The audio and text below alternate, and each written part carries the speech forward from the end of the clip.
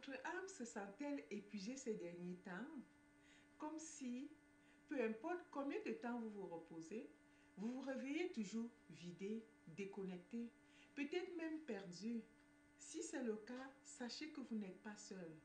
Dans un monde qui ne s'arrête jamais, beaucoup d'entre nous avancent en mode automatique physiquement, émotionnellement et même spirituellement.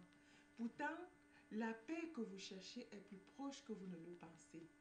Bonjour, je suis Cécile et aujourd'hui nous allons parler d'un sujet profondément personnel et universel à la fois.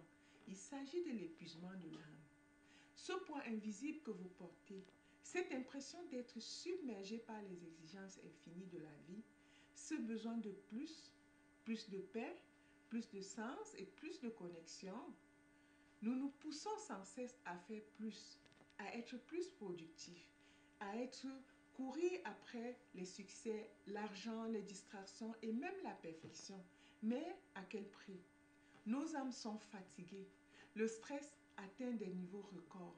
L'épuisement est devenu la norme. Et au fond de nous, beaucoup aspirent à un mode de vie plus lent et plus apaisé. La vérité, c'est que le monde ne s'arrêtera simplement pas parce que nous sommes épuisés, mais cela ne veut pas dire que nous devons nous laisser submerger. Alors, comment retrouver l'équilibre? Comment protéger notre énergie, reposer nos âmes fatiguées et nous reconnecter à nous-mêmes?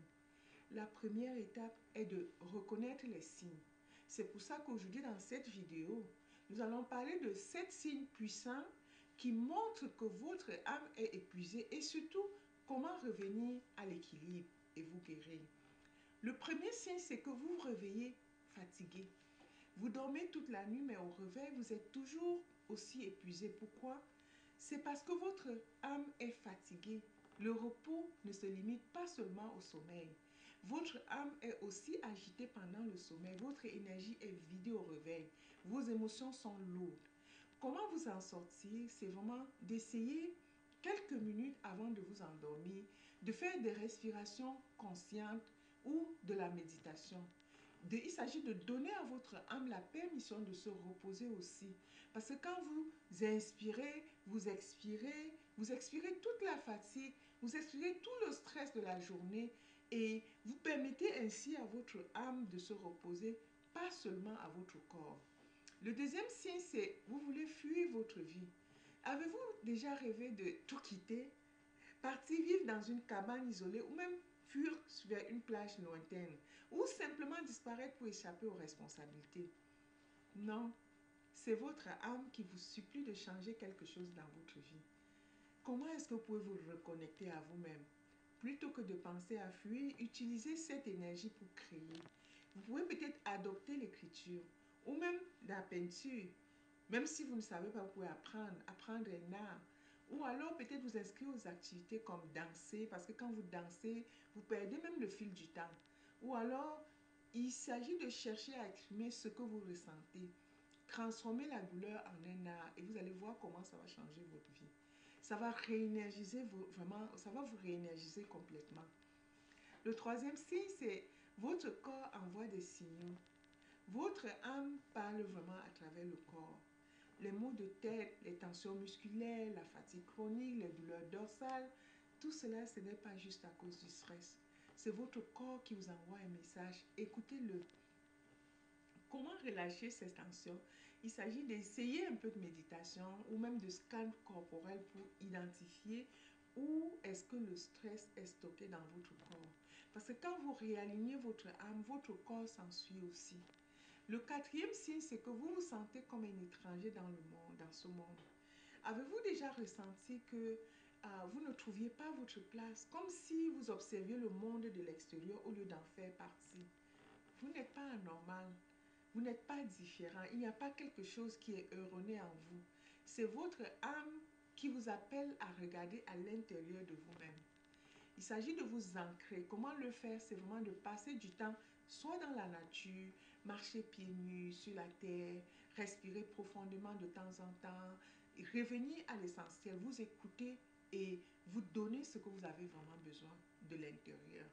Le cinquième signe, c'est vous éprouvez de l'anxiété, peut-être même de la dépression ou même un épuisement émotionnel.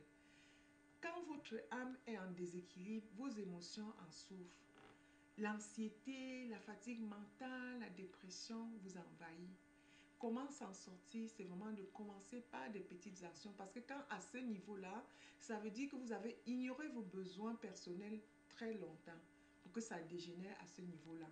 Donc, faites une pause. Il ne s'agit pas de tout arrêter pour faire la pause. Il s'agit de faire des pauses entrecoupées dans ce que vous faites. Donc, expressément, après 1 heure de focus, vous prenez 5 minutes ou 2 minutes pour casser un peu ce rythme-là, revenir à vous, à vos ressentis et puis de replonger dans ce que vous faites.